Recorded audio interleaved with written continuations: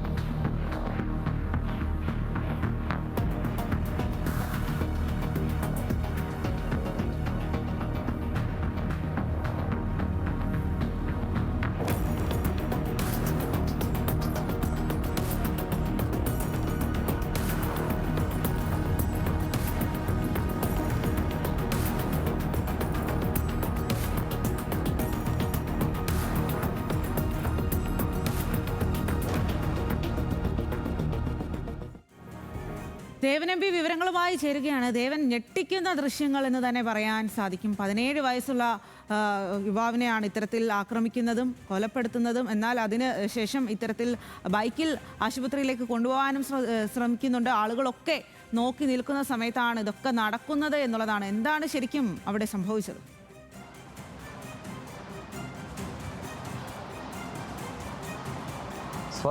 സ്വാതി സൂചിപ്പിച്ചതുപോലെ തന്നെയാണ് അത്യന്തം ഞെട്ടലുളവാക്കുന്ന ദൃശ്യങ്ങളാണ് അല്ലെങ്കിൽ സംഭവമാണ് കഴിഞ്ഞ ദിവസം രാത്രി തിരുവനന്തപുരത്ത് സംഭവിച്ചത്. തിരുവനന്തപുരം നരുവാമൂട് പുന്നമൂടിന് സമീപമാണ് ഇത്തരത്തിൽ 5 യുവാക്കൾ ചേർന്ന് ഒരു പരസ്പര സംഘർഷമുണ്ടാകുകയും അതിൽ 17 വയസ്സ് മാത്രം പ്രായമുള്ള ശിവസൂര്യ എന്ന യുവാവിന് ജീവൻ നഷ്ടപ്പെടുന്ന ഒരു സാഹചര്യം ഉണ്ടായതും